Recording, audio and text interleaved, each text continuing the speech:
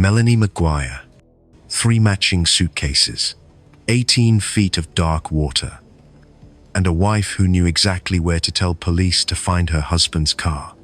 When fishermen off the Chesapeake Bay discovered human remains floating in designer luggage in May of 2004, nobody imagined the person responsible would be a respected fertility nurse with 2 young sons and a brand new house she'd never live in.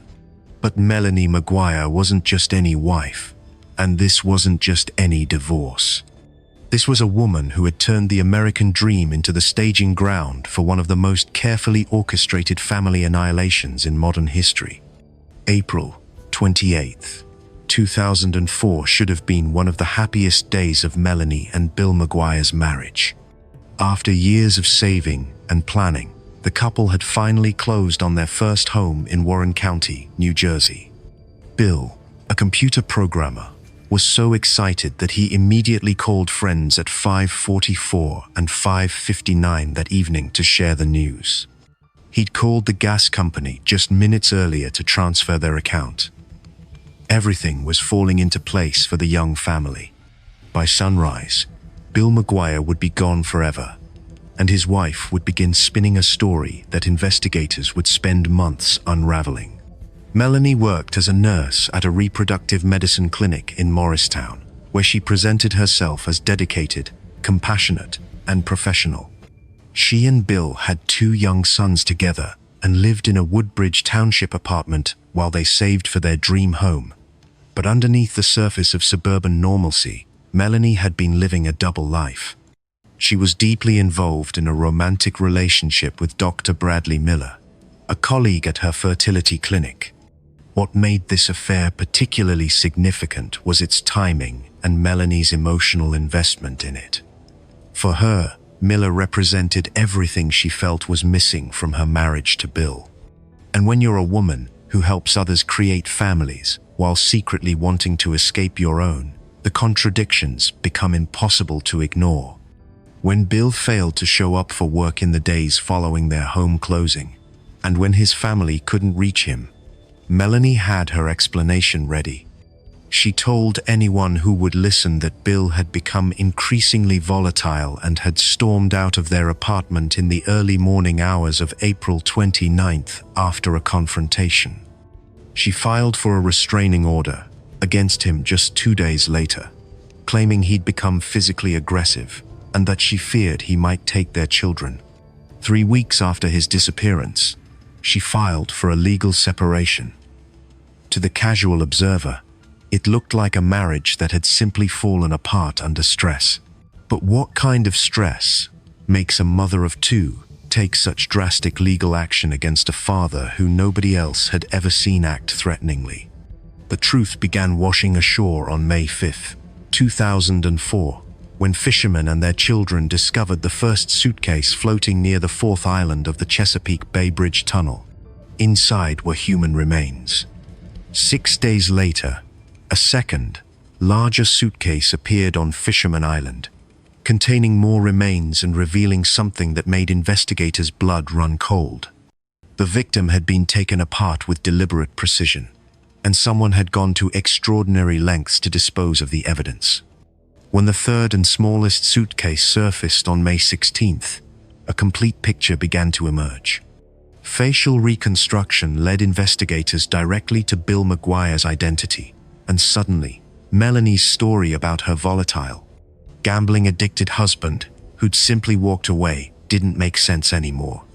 Detectives began examining Melanie's movements in the days surrounding Bill's disappearance, and what they found was damning. Just 48 hours before her husband vanished, she'd purchased a firearm from a store in eastern Pennsylvania. The specific type of weapon matched what had ended Bill's life. Her electronic toll records showed she'd driven to Atlantic City twice after Bill's disappearance, right around the time his car was abandoned at the Flamingo Motel. When confronted about these trips, Melanie claimed she'd gone furniture shopping in Delaware to take advantage of the lack of sales tax. But investigators found something else in Bill's abandoned vehicle that told a different story. A bottle of chloral hydrate, a powerful sedative, and 2 syringes were discovered inside. Pharmacy records traced the substance back to a location near the Maguire's children's daycare, where Melanie had access. Then came the digital evidence that prosecutors would later argue revealed Melanie's state of mind in the weeks before the offense. Her internet search history included queries about undetectable poisons, methods of ending someone's life, and how to obtain weapons through unofficial channels. For a trained medical professional who claimed she had no need to research such things, these searches painted a portrait of someone planning something terrible. During her trial in March of 2007, prosecutors presented a case built on circumstantial evidence that formed an undeniable pattern. Forensic experts testified that garbage bags found containing Bill's remains matched bags from the Maguire apartment down to microscopic manufacturing marks. The affair with Dr. Miller provided what prosecutors argued was her reason for wanting Bill gone. She'd wanted a fresh start, they claimed, and her own husband and the father of her children had become an obstacle to that vision. On April 23, 2007, the jury found Melanie Maguire responsible for her husband's ending, for desecrating his remains, and for unlawful possession of a firearm. She received a life term plus 5 years and must serve at least 66 years before parole consideration. Today, she remains incarcerated at Edna Mahan Correctional Facility in Union Township, New Jersey, listed under her maiden name, Melanie Slate. Her earliest possible release date is May 20th, 2073, when she'll be 101 years old. She continues to maintain her innocence, but the question that haunts everyone who examines this case remains unanswered. How does a woman who spent her career helping create life make the choice to destroy the one she'd built with her own hands? Dalia DiPolito. 5,000% sure. That's what she told him when he asked if she really wanted it done. Not 99%. Not absolutely certain. 5,000%. The number itself was absurd, mathematically impossible, but it revealed something far more terrifying than bad math. It showed the mind of someone so committed to ending another person's existence that ordinary expressions of certainty couldn't capture her determination. And when Dalia DiPolito spoke those words to the man she believed would take her husband's life, she had no idea that every syllable was being recorded, that the hitman wasn't real, and that the cameras rolling weren't there for the reality show fame she craved, but to document her descent into one of Florida's most notorious criminal cases. August 5th, 2009 began like any other morning in Boynton Beach, Florida. Dalia DiPolito left her townhouse early for her usual gym session, leaving her husband Michael at home recovering from recent surgery. They'd been married barely 6 months. The relationship itself had been a whirlwind that started when Michael, still married to someone else at the time, had hired Dalia through a companion service. He'd fallen hard and fast, divorcing his wife to marry the younger woman who seemed to offer him everything he'd been missing. But while Michael was dreaming of their future together, Dalia was already planning his end. During her workout that morning, Dalia received a phone call from Boynton Beach police telling her to return home immediately. Something terrible had happened. When she arrived, the scene waiting for her looked like every spouse's worst fear. Police vehicles lined the street. Yellow tape cordoned off their residence. Officers moved in and out with grim expressions. Detective Alex Ranzi approached her with news that would shatter any loving wife's world. There had been a disturbance. Shots were fired. Michael had been found inside. He was gone. Dalia's reaction was immediate and dramatic. She screamed. She collapsed into Ranzi's arms. She kept repeating "no" over and over, her voice breaking with what appeared to be genuine anguish.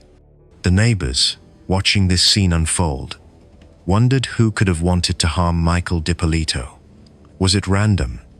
Was the person still out there? Could they be next? Dalia, still sobbing, was taken to the police station where detectives said they needed her help to find whoever had done this terrible thing. But what Dalia didn't know What she couldn't have imagined as she performed her grief for the cameras was that Michael wasn't lying in their townhouse with a sheet over him.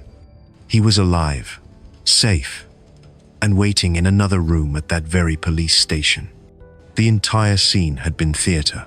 The crime scene tape, the solemn-faced officers, the staged home invasion, all of it carefully orchestrated by Boynton Beach police, who'd been tracking Dahlia's movements for days.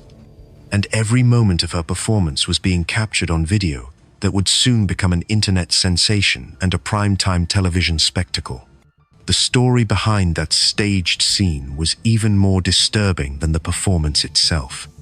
Weeks earlier, police had received information from Mohammed Shihadeh, Dahlia's former romantic partner, that she was actively seeking someone to end her husband's life. Shihadeh had recorded conversations where Dahlia discussed her plans, even providing him $1,200 as a down payment to find someone willing to do the job and purchase a weapon. When investigators confirmed the legitimacy of Shihadeh's claims, they set up an elaborate sting operation. An undercover detective named Widdy Jean posed as the hired assassin, meeting with Dahlia to discuss the specifics. Those meetings were recorded in excruciating detail. Dahlia told Jean she wanted it to look like a burglary gone wrong. She suggested he could do it at a bank after Michael withdrew $10,000, making it appear like a robbery and keeping the money as payment. When Jean pressed her on whether she was truly committed to going through with this, that's when she delivered her now infamous line about being 5,000% sure. The recordings captured not just her words but her demeanor, calm and businesslike, as she discussed ending the life of the man she'd married just months earlier. Prosecutors believed they understood her reasoning. Michael had money and property. Getting rid of him meant Dahlia would have control of their townhouse and his savings. But there was more to the story. During the investigation, evidence emerged that Dahlia had allegedly stolen $100,000 from Michael shortly after their wedding. Someone had twice planted substances in his vehicle and called authorities, which could have sent him back behind bars for violating probation terms. Michael suspected his wife was behind both incidents. The case went through 3 separate trials.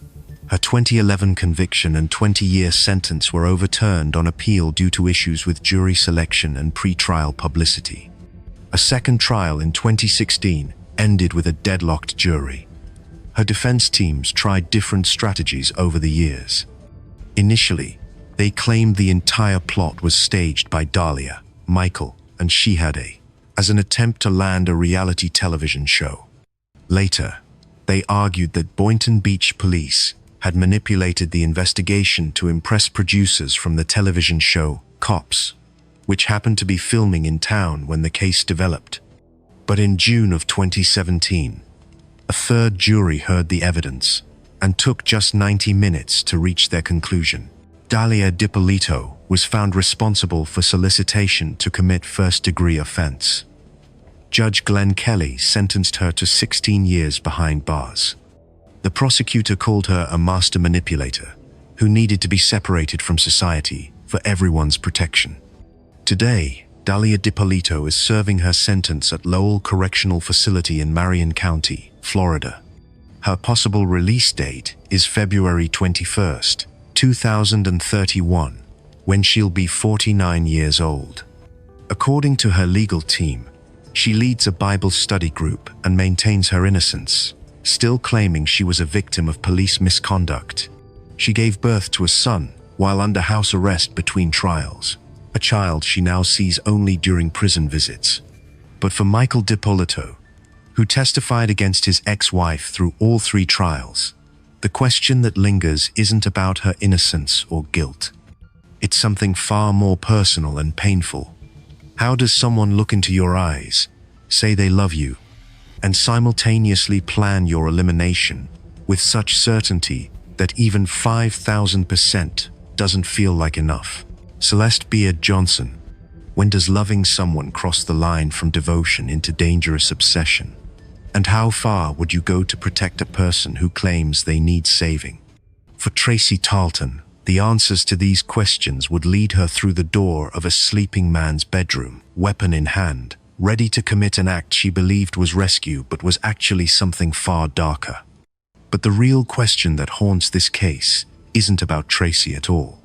It's about the woman who allegedly convinced her to pull the trigger, a woman whose charm and desperation created a web so intricate that it ensnared not just a troubled bookstore manager, but an entire community that watched a fairy tale turn into a nightmare. In the elegant neighborhoods of Austin, Texas, Celeste Johnson appeared to be living every waitress's dream. After years of struggling through failed marriages and raising twin daughters largely on her own, she'd finally caught a break.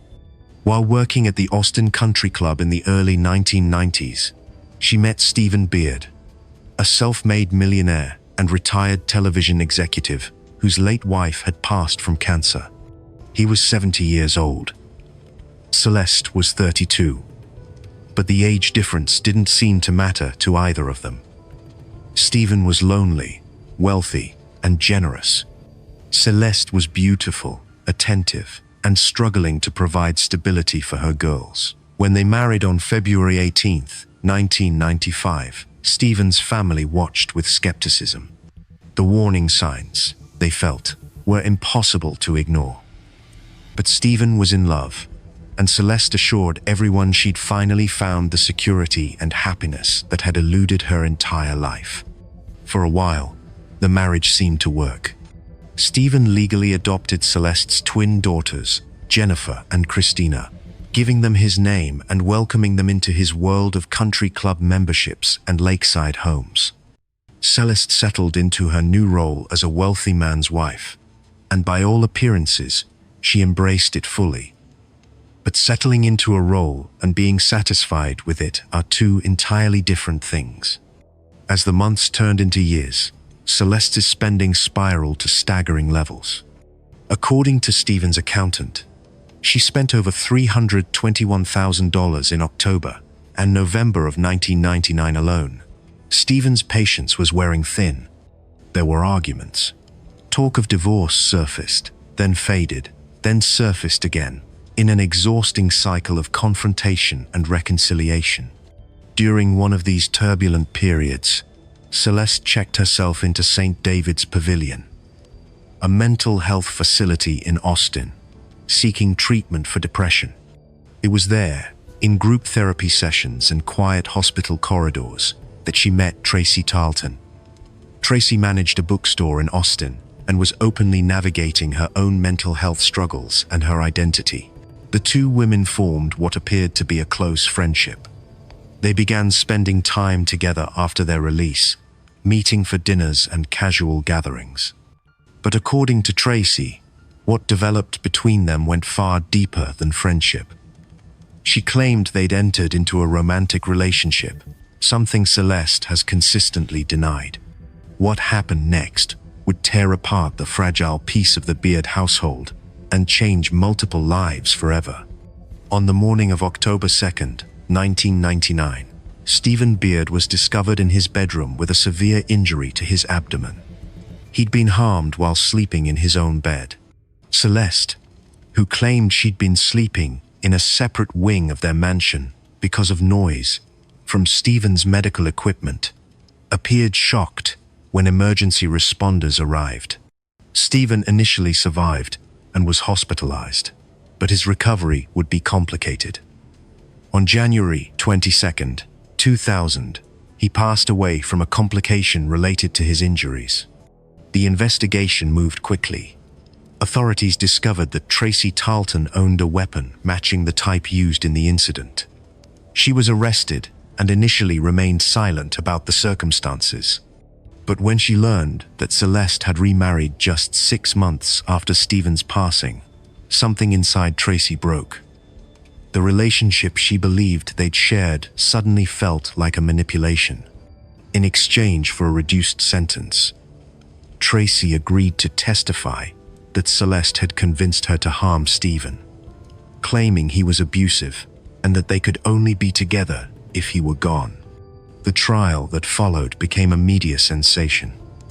Prosecutors painted Celeste as someone who'd married for money and orchestrated her husband's ending when his patience with her spending finally reached its limit. The defense argued that Tracy was simply an unstable woman with a dangerous obsession who'd acted alone. But then came the most damaging testimony of all. Celeste's own twin daughters took the stand and shared details about their mother's relationship with Tracy, including moments they'd witnessed that contradicted Celeste's claims of mere friendship. They also presented secretly recorded conversations in which Celeste allegedly discussed hiring someone to harm Tracy herself. In March of 2003, a jury found Celeste Beard Johnson responsible for her husband's ending. She received a life sentence. Tracy Tarleton served 10 years of her 20-year sentence and was released on parole in August of 2011.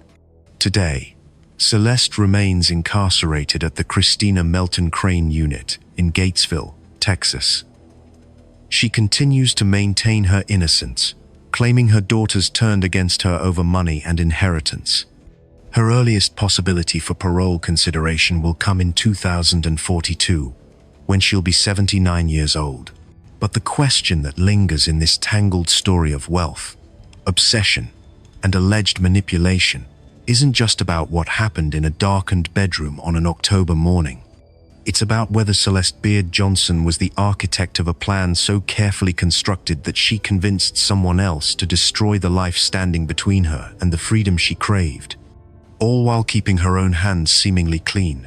Pamela Smart, 22 years old, a newlywed of barely 1 year, working as a high school media coordinator with a bright future ahead.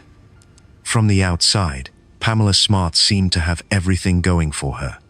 But when investigators began piecing together the puzzle of her husband's death on May 1st, 1990, they uncovered something that would shock an entire nation. This wasn't a random break-in gone wrong.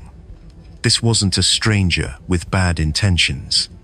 This was a calculated plan involving teenagers, an inappropriate relationship, and a woman who allegedly saw her young husband as an obstacle to the freedom she craved.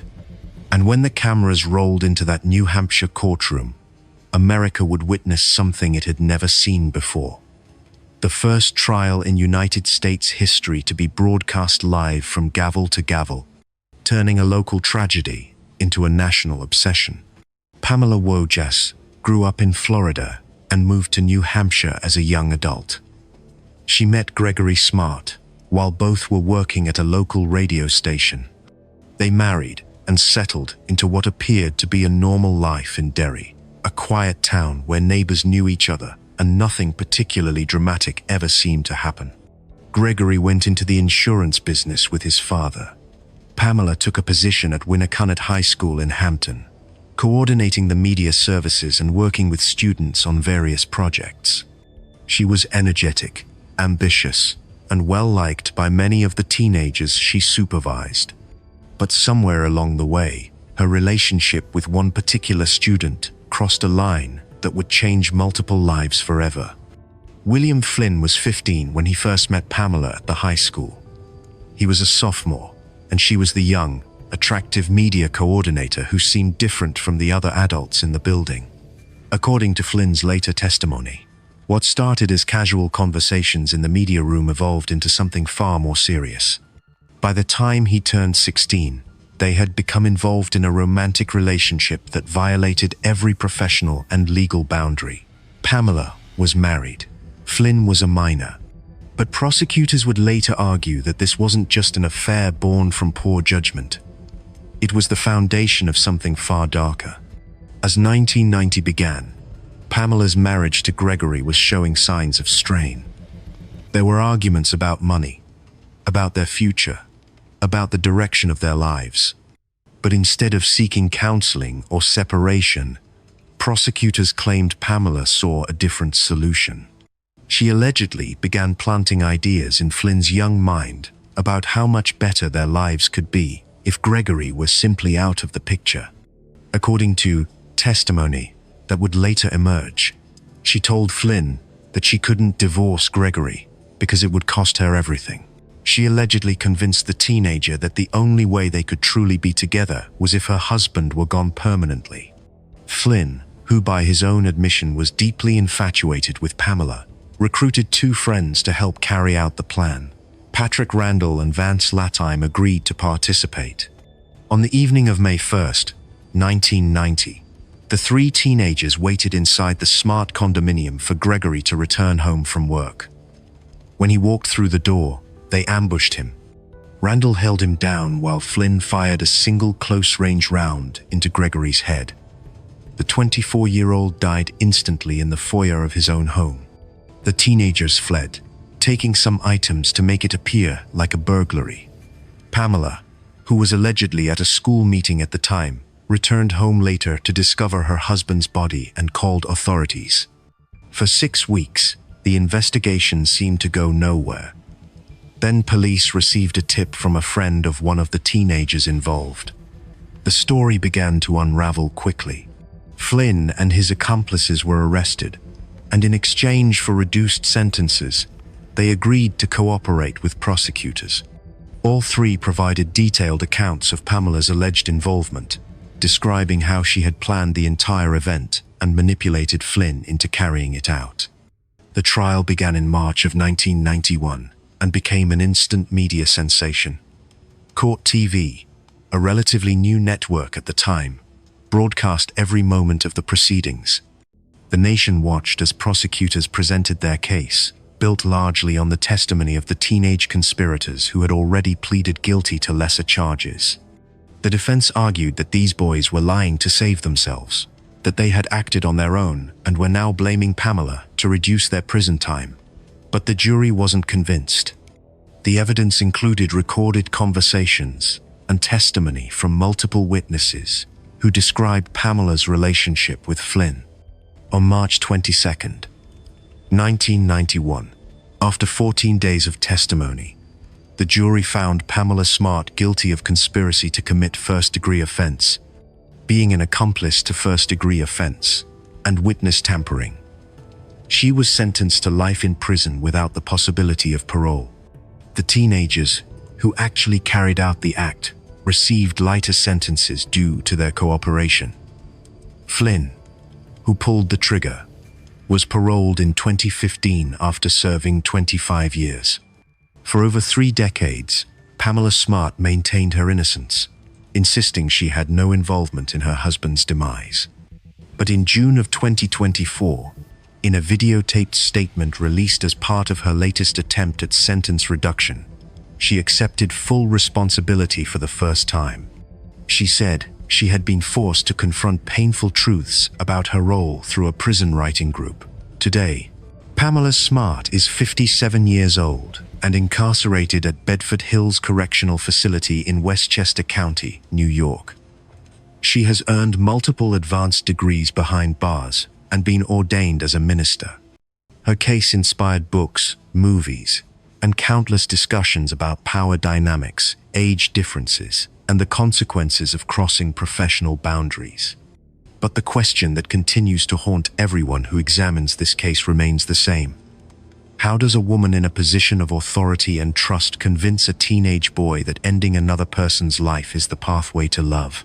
Clara Harris. Success can be a strange thing.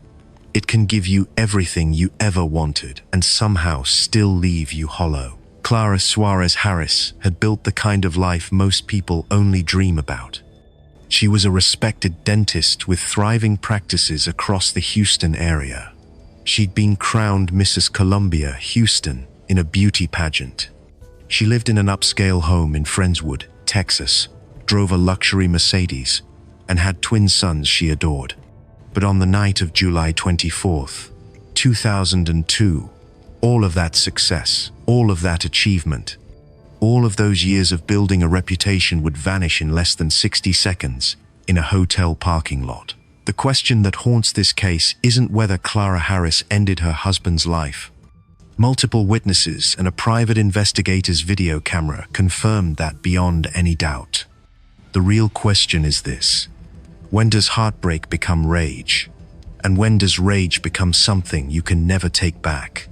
Clara immigrated to the United States from Colombia, with ambition burning in her heart. She worked her way through dental school, established herself professionally, and met David Harris, an orthodontist who shared her drive for success. They married on Valentine's Day, 1992, at the Nassau Bay Hilton near the Johnson Space Center. The location would later become significant in ways nobody could have predicted. Together, they built a dental empire, opening multiple offices and becoming fixtures in their affluent community. They had twin boys, Brian and Bradley, in 1998, and David's teenage daughter, Lindsay, from his previous marriage, would visit during holidays. From the outside, the Harris family represented the American dream perfectly realized. But something shifted in their marriage during the early 2000s. David became distant. Clara grew suspicious.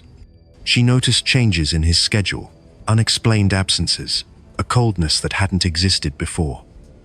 Her instincts told her something was wrong, so she did what many suspicious spouses do in the internet age. She hired Blue Moon Investigations, a private detective agency, to follow her husband and document his movements. What they discovered confirmed her worst fears. David was having an affair with Gail Bridges, his former receptionist. The relationship wasn't casual or brief.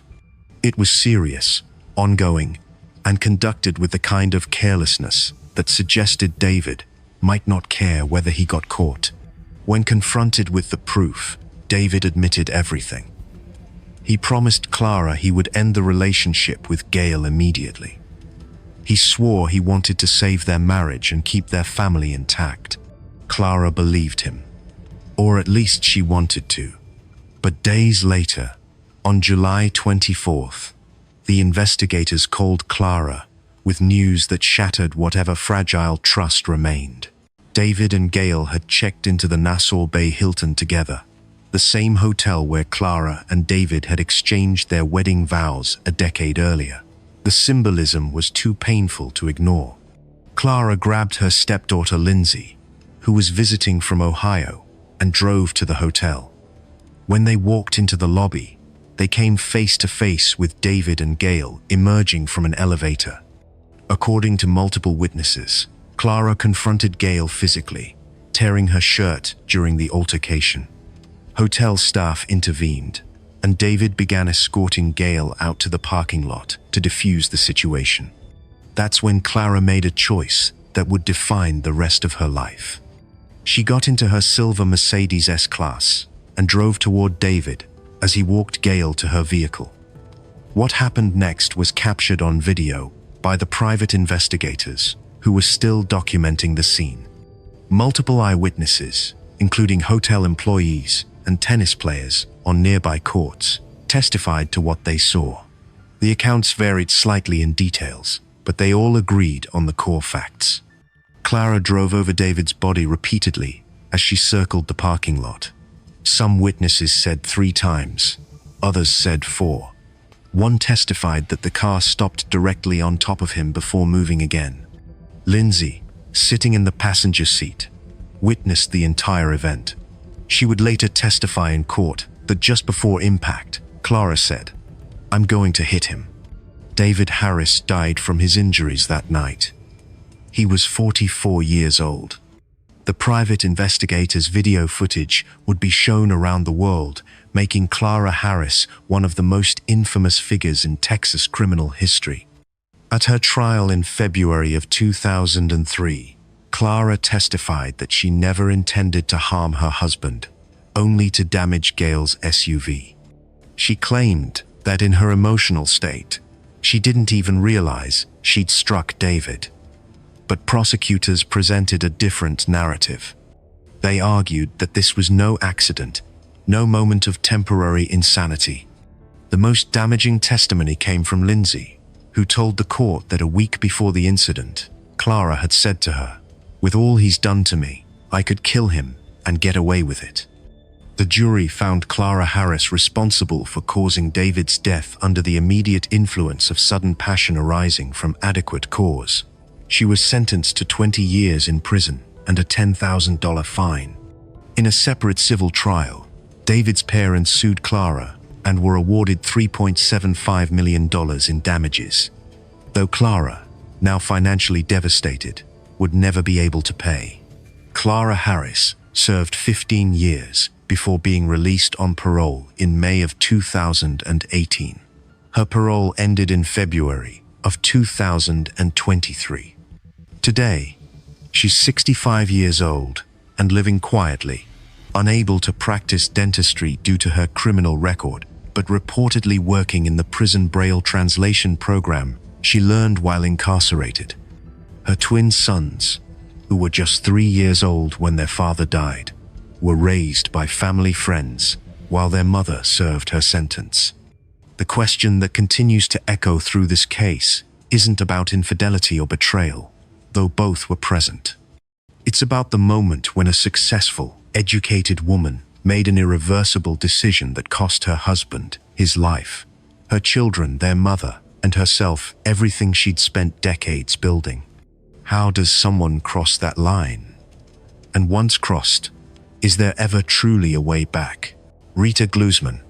From hero to headline, from hunger striker to convicted killer. How does someone go from staging an 18-day protest at the United Nations to save her husband's life to taking that same life with her own hands 25 years later? Rita Glusman's story reads like a twisted version of the American dream, where the woman who once fought governments and bureaucracies to reunite her family eventually became the one who tore it apart forever.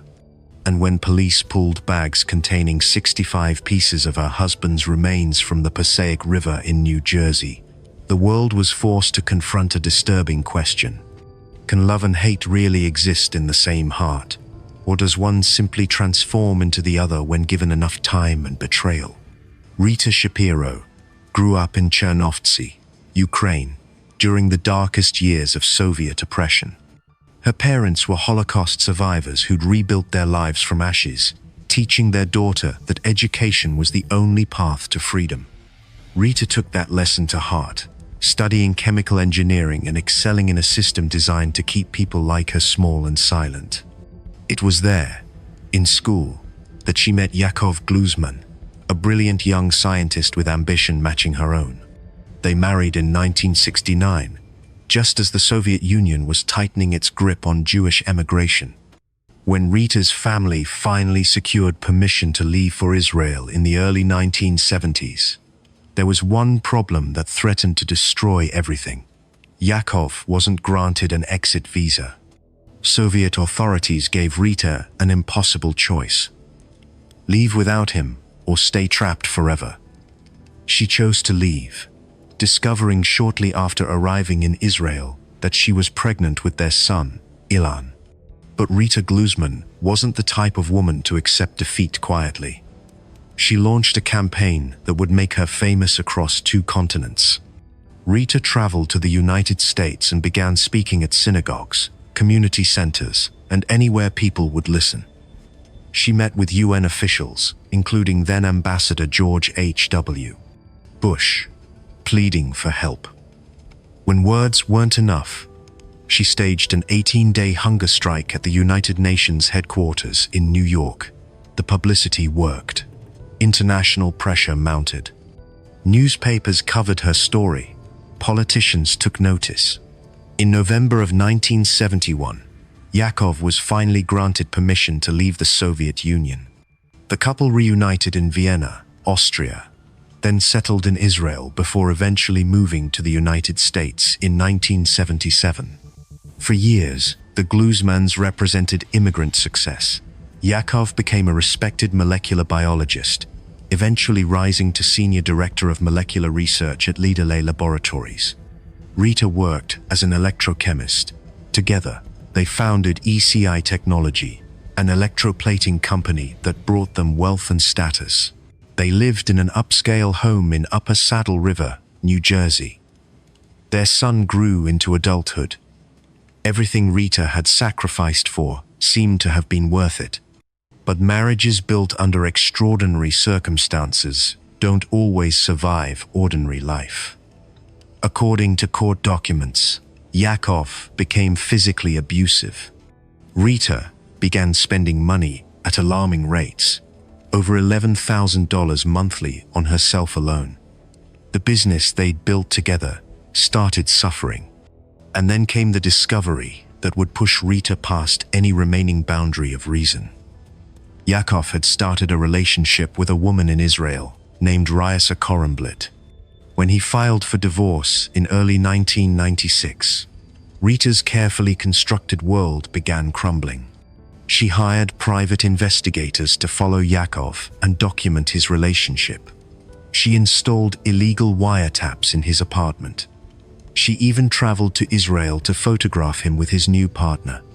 But surveillance and evidence gathering weren't enough to satisfy whatever was growing inside her. In March of 1996, Rita approached her cousin Vladimir Zelenin, who worked at their company, with a proposal that would change both their lives forever. She told him that if the divorce proceeded, ECI would shut down and he'd lose his job. She convinced him they needed to take action. On April 5, 1996, Rita and Vladimir made their first attempt. They waited at Yakov's Pearl River, New York apartment, but he never arrived. The next night, they tried again. This time, Yakov came home. What happened next was captured in Vladimir's later confession to police. He and Rita attacked Yakov with axes they'd purchased in New Jersey. After Yakov died, Vladimir spent hours dismembering the body with a hacksaw while Rita cleaned the apartment, removing every trace of the violence that had occurred. They loaded the remains into plastic bags, removing Yakov's fingertips to prevent identification. The plan might have worked, if not for a chance encounter. On April 7th, 1996, police officer Richard Freeman spotted Vladimir dumping bags into the Passaic River near the ECI offices. When Freeman investigated, he found Vladimir covered in blood, surrounded by bags containing human remains. Vladimir confessed immediately, implicating Rita in every detail. Rita vanished for 6 days.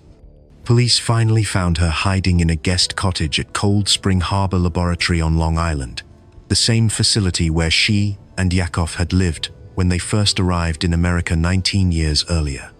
The symbolism was haunting. She'd changed her hair color and had a stolen license plate on her vehicle. In her possession were a passport and travel guides for Switzerland and Australia. The trial began in January of 1997 and became tabloid sensation. New York newspapers dubbed her the Jewish Lizzie Borden. When Vladimir testified about the details of the incident, Rita fainted in court. Yakov's mother Sonia shouted at her, "When you kill, you cannot cry." After just 10 hours of deliberation, the jury found Rita Glusman responsible for conspiracy to commit interstate domestic violence and the commission of interstate domestic violence.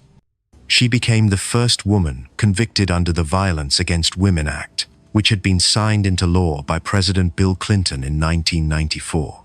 The judge sentenced her to life imprisonment. Rita served nearly 19 years at FMC Carswell in Fort Worth, Texas, before being granted compassionate release in July of 2020 due to multiple strokes and early Parkinson's disease. She moved to Hackensack, New Jersey, where she lives under court-ordered supervision. The woman who once fought so hard to save her husband's life had become the person who ended it, leaving behind a legacy that asks us all to consider: when does devotion become obsession? And when does heartbreak justify the unforgivable? Carla Hughes. Beauty pageants and master's degrees, honor rolls and horseback ribbons. A teacher shaping young minds by day, pursuing her doctorate in education by night. From the outside looking in, Carla Hughes had constructed the kind of resume parents frame and hang on walls. But success on paper doesn't always reflect what lives inside a person's heart. And on the evening of November 29th, 2006, the accomplished educator and former beauty queen would make a choice that stripped away every achievement, every accolade, every carefully cultivated image, leaving behind only the truth of what she'd become. In a garage in Ridgeland, Mississippi, one woman's life ended alongside her unborn child's, while another woman's began its permanent descent into infamy. The question that haunts anyone who examines this case isn't whether Carla Hughes committed the act. The question is simpler and somehow more disturbing. How does a woman with everything to lose convince herself she has nothing left unless someone else disappears? Carla Ann Hughes entered the world on June 12, 1981, and was adopted 6 weeks later by her Uncle Carl and Aunt Linda Hughes. They raised her in Greenville, Mississippi, providing her with opportunities and encouragement. She thrived in ways that made her parents proud. She competed in beauty pageants with poise. She excelled in horseback riding competitions. She graduated with honors and earned her bachelor's degree from the University of Southern Mississippi. In 2004, she gave birth to a son. By the time she completed her Master of Education degree from Belhaven College in Jackson, Mississippi, Carla had established herself as someone destined for bigger things. She began her teaching career at an elementary school before accepting a position as a 7th grade language arts teacher at Chastain Middle School in Jackson. It was there, in the halls where children learned about metaphors and punctuation, that Carla met Keon Pittman, a math teacher and basketball coach. They connected, and what started as workplace conversation evolved into something neither of them could defend. They began an intimate relationship despite one significant complication. Keon lived with his fiancée, Avis Banks, who was carrying his child. Avis Banks was 27 years old and 5 months pregnant. She worked at a daycare center and had graduated cum laude from Alcorn State University with a degree in early childhood development. She was the first in her family to attend college, raised by parents who worked modest jobs and instilled strong values in their 3 daughters. When she told her father she and Keon were expecting, she asked for his forgiveness, a gesture that revealed the kind of upbringing she'd received. She and Keon had recently purchased a home together in Ridgeland, planning their future as parents. But futures can be interrupted. On the night of November 29, 2006, Keon Pittman returned to the home he shared with Avis and discovered her body in their garage. Someone had forced entry through the back door. Avis had been shot 4 times and stabbed multiple times. The scene told investigators this wasn't a random act. This was personal, driven by something powerful enough to override every moral boundary. Immediately after discovering Avis, Keon called his colleague, Carla Hughes. That phone call would become significant as investigators began building their case. When police questioned Carla, she initially denied having any romantic involvement with Keon. She also denied having access to any weapons. Both statements would prove false. The investigation moved quickly once Carla's cousin Patrick Nash came forward through his attorney. He told police he'd loaned Carla a loaded .38 caliber, 5-shot revolver just days before Avis's death. When she returned it on December 1st, the weapon was empty. Carla claimed she'd gone target shooting, but ballistics testing told a different story. The ammunition recovered from Avis's body matched Nash's weapon exactly. Additional evidence connected Carla to the scene.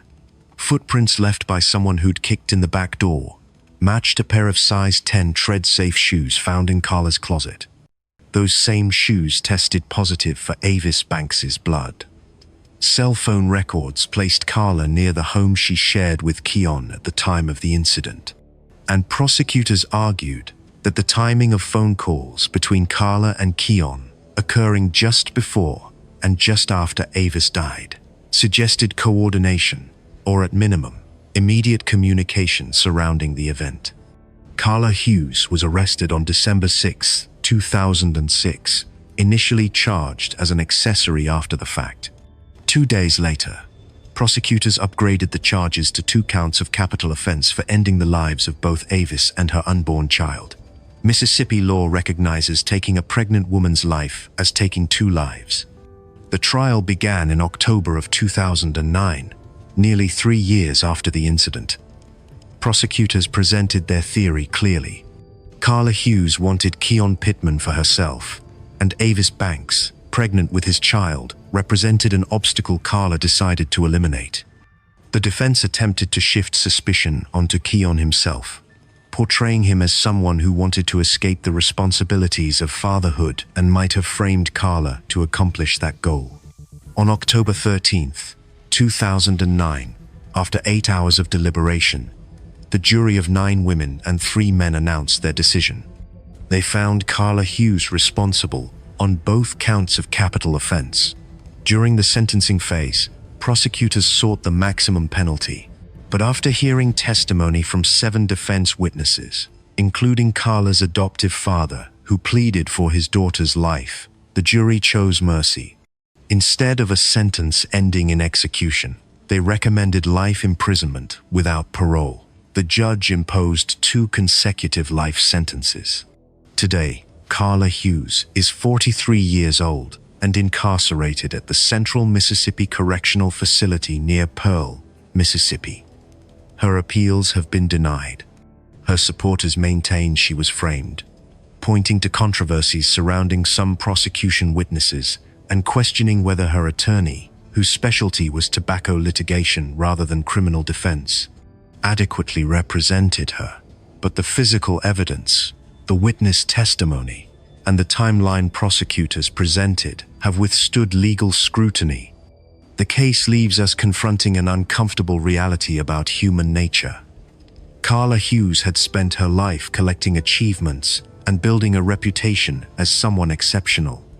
But when faced with a situation she couldn't control, when confronted with the reality that the man she wanted belonged to someone else and was building a family with that person, something inside her shifted.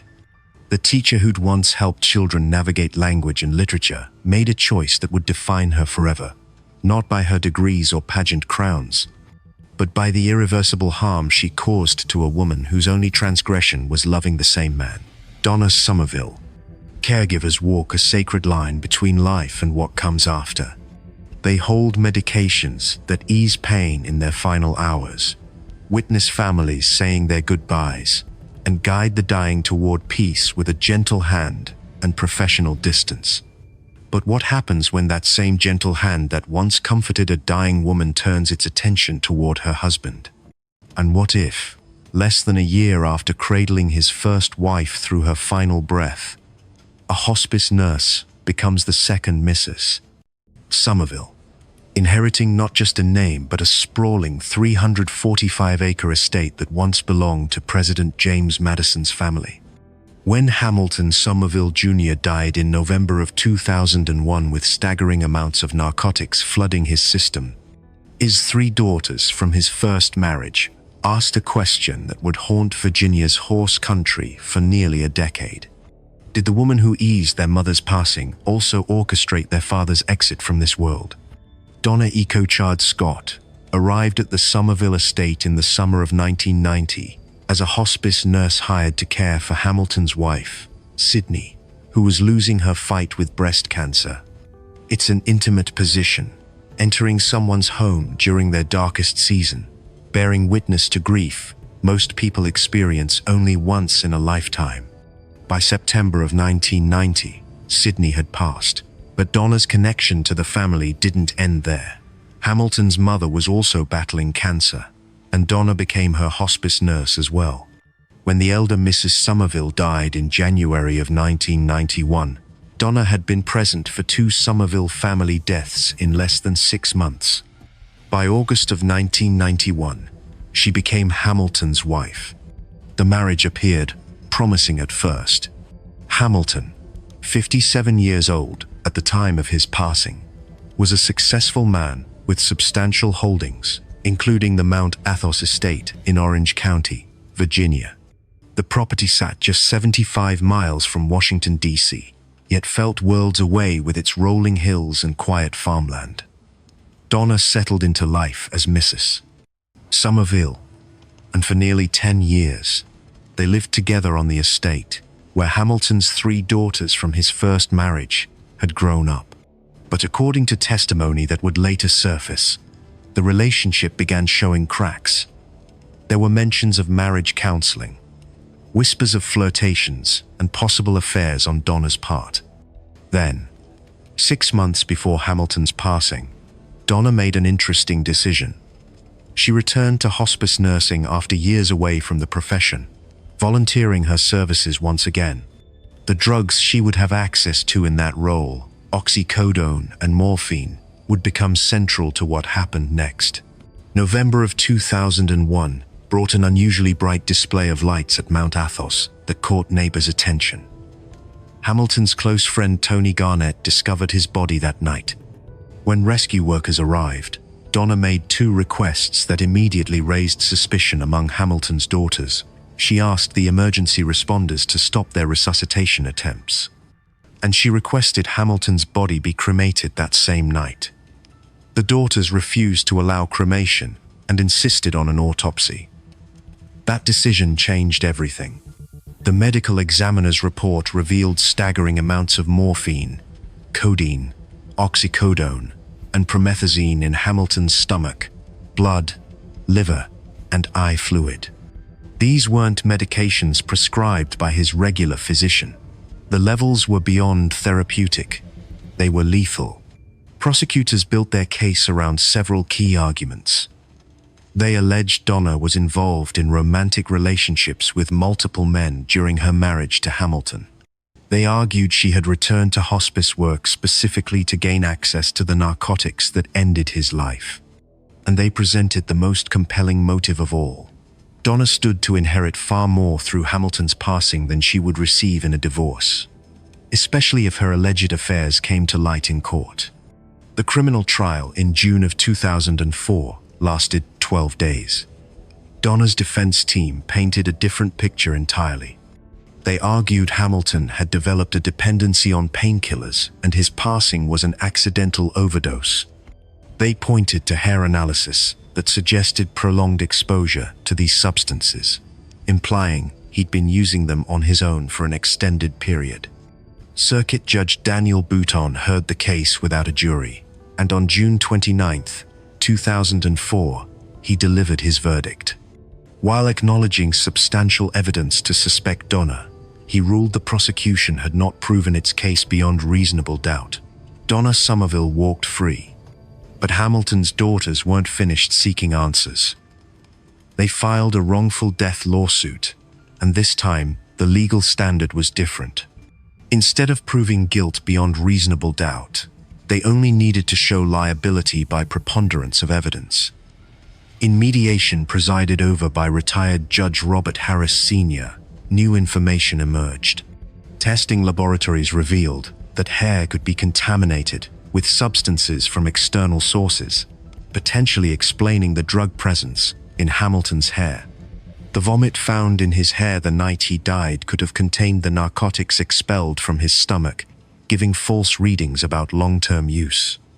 In his mediation order, Judge Harris wrote plainly, "It is my opinion by preponderance of the evidence that the defendant is liable." Though not convicted criminally, Donna was found civilly responsible for Hamilton's passing. She surrendered Mount Athos and Glen Valley to his daughters and agreed to pay them $900,000. The estate where she'd lived for nearly 2 decades, where she'd cared for 2 dying women and married their husband and son, was lost to her forever. Donna Somerville, now in her 60s, lives somewhere privately, having left Virginia after settling the civil case. Her story became a Lifetime movie titled Widow on the Hill in 2005.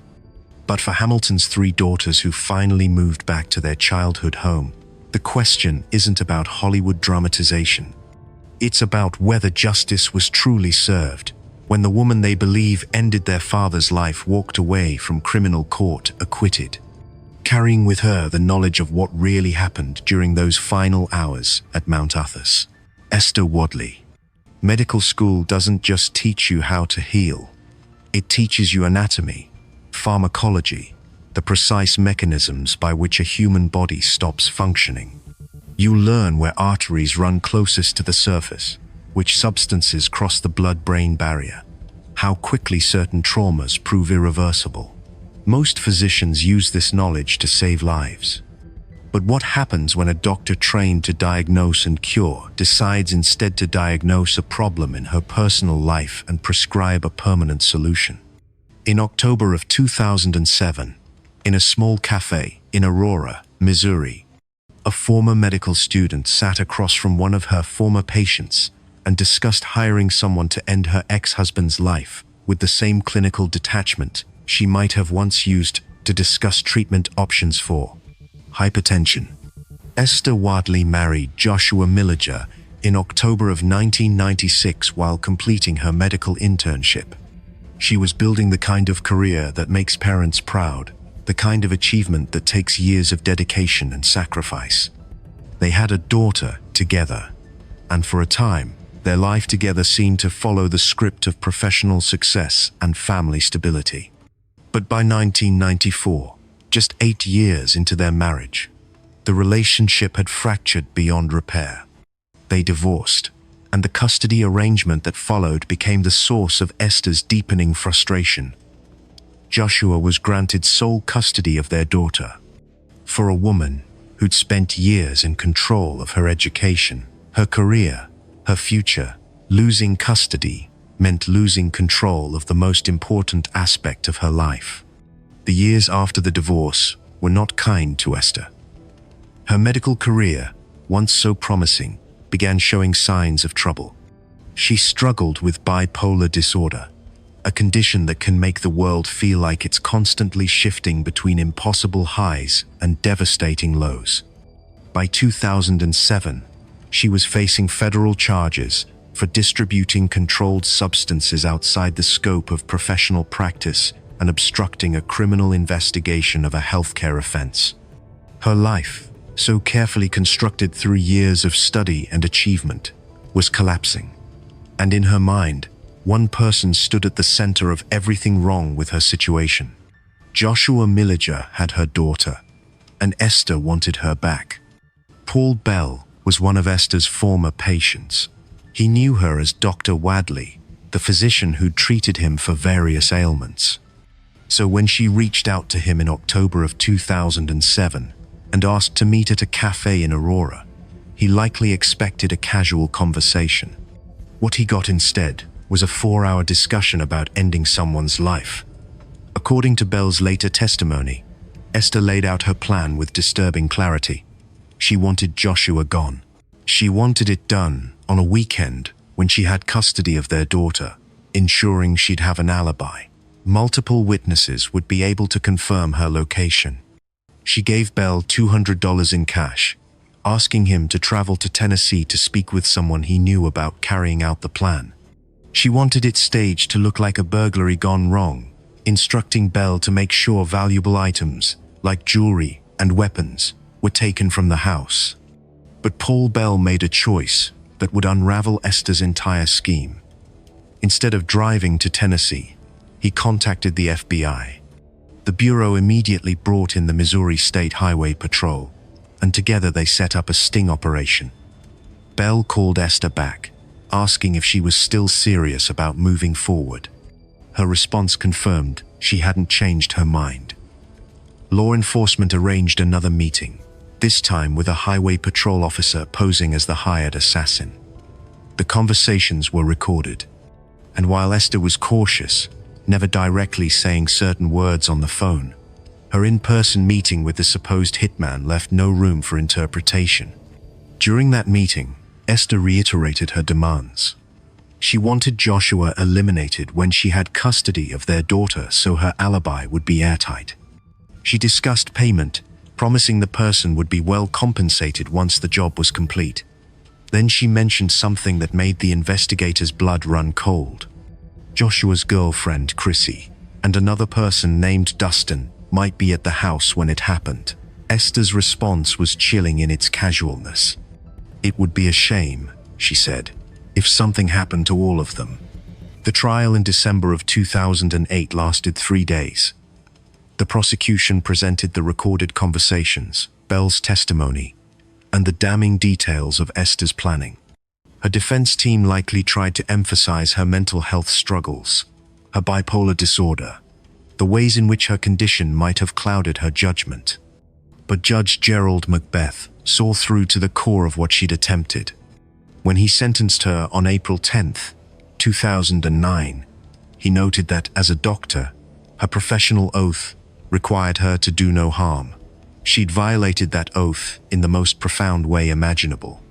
Esther Wadley received 15 years for conspiracy to commit first-degree offense, the maximum sentence under Missouri law. That sentence ran consecutively to the two 24-month federal sentences she'd already received for her drug-related convictions. The prosecutor, Robert George, later reflected that Esther's desire to end her ex-husband's life had overridden even her considerable intelligence and her awareness that she might be walking into a trap. Her woman's instinct told her something was wrong, he said, but she went to the meeting anyway. Today, Esther Wadley would be in her mid-50s. The brilliant medical student who once had everything ahead of her spent years behind bars for a crime she never actually committed, stopped only because the man she tried to hire chose conscience over cash. Her daughter, the child she claimed to want so desperately, grew up without either parent playing a significant role. And Joshua Milliger, the man whose life hung in the balance of Esther's rage and desperation, lived to raise their daughter, forever knowing how close he came to becoming another statistic in a staged burglary. The question that haunts this case isn't about what Esther did. It's about what she was willing to do, and how far intelligence and education can fall when consumed by a need for control that recognizes no moral boundaries. Linda Henning. Fashion runways and UFO conferences don't typically intersect. One world celebrates aesthetics, the other searches for meaning beyond Earth's atmosphere. But in 1999, a successful Hollywood-born fashion designer named Linda Henning found herself standing at the crossroads of both, attending a conference about extraterrestrial life, where she would meet a man claiming to be a 1,000-year-old alien. Within 6 weeks of that meeting, she would go from sketching elegant designs for Southwest boutiques to wielding a ninja sword in what prosecutors would later describe as one of the most bizarre cases in New Mexico history. And when Gurley Chu Hossenkopf vanished on September 9, 1999, investigators discovered that sometimes the most dangerous delusions aren't about creatures from distant galaxies. They're about the person standing right next to you, convincing you that reality itself is negotiable. Linda Henning came into this world on October 10, 1953, in Hollywood, California. After high school, she worked as a fashion model before transitioning into design, eventually building a respected career in the Southwest fashion circuit. By her mid-40s, she'd created a comfortable life for herself through her business, maintaining friendships and a relationship with a fiancé who cared about her. To everyone who knew her, Linda seemed grounded, professional, and successful. But something shifted dramatically when she attended that UFO conference and encountered Diazien Hossenkopf. Diazien wasn't who he claimed to be. Born Armand Chavez in Houston, Texas, he'd reinvented himself completely, falsely presenting himself as a thoracic surgeon with degrees from prestigious universities. In reality, he'd been expelled from medical school after doctoring his transcripts. He sold fake cancer treatments, claiming to be a geneticist fighting his own leukemia. And in 1999, while still married to Gurley Chu, a Malaysian bank teller he'd met at SeaWorld years earlier, he was simultaneously engaged to 3 different women, including Linda Henning. The transformation in Linda alarmed everyone around her.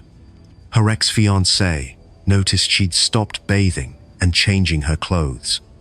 Friends watched her isolate herself from anyone questioning her new beliefs.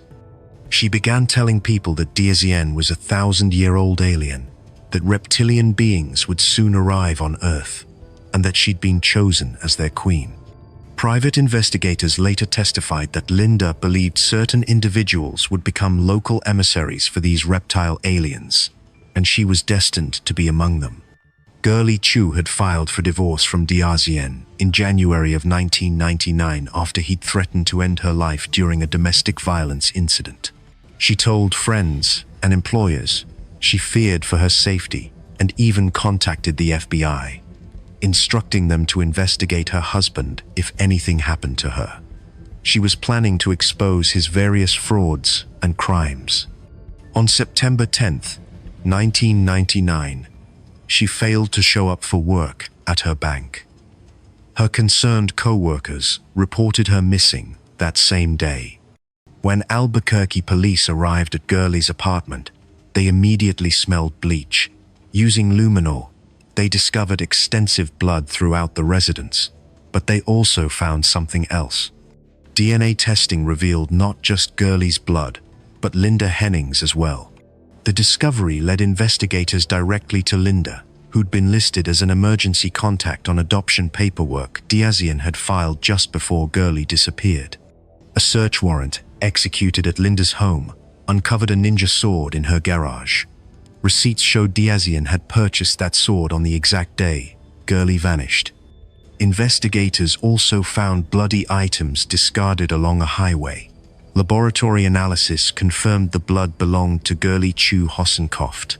Her body has never been recovered. On October 29, 1999, police arrested Linda Henning for perjury. She'd testified before a grand jury in September, claiming she'd never met Girlie. That was demonstrably false. On November 17th, both Linda and Diazien were indicted for first-degree offense against Girlie Chu Hossenkopf. Diazien, facing possible execution, pleaded guilty in January of 2002 to planning the incident. He received life plus 61 years and agreed to reveal the location of Girlie's remains as part of his plea deal. He never did. But during Linda's trial, which began in October of 2002, Diazien testified as a defense witness, claiming Linda was completely innocent and that he'd planted her blood at the crime scene to confuse investigators. The jury didn't believe a word from the convicted con artist. During the trial, as witnesses described Linda's beliefs about alien queens and her mission to vanquish them, she sat in the courtroom sketching bizarre drawings of extraterrestrial beings, seemingly unbothered by the proceedings determining her fate. Prosecutors presented something particularly disturbing in their pre-sentencing report. Multiple individuals testified that Linda had claimed she'd consumed Girlie's flesh, ensuring the remains would never be recovered.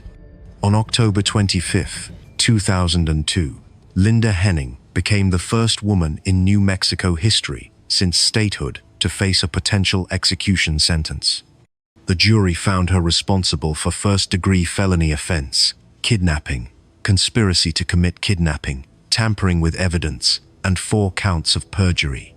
On April 18, 2003, she was sentenced to 73 years in prison.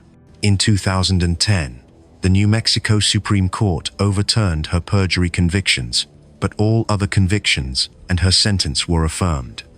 Today, Linda Henning remains incarcerated, serving out her sentence for a case that captured national attention through its sheer strangeness.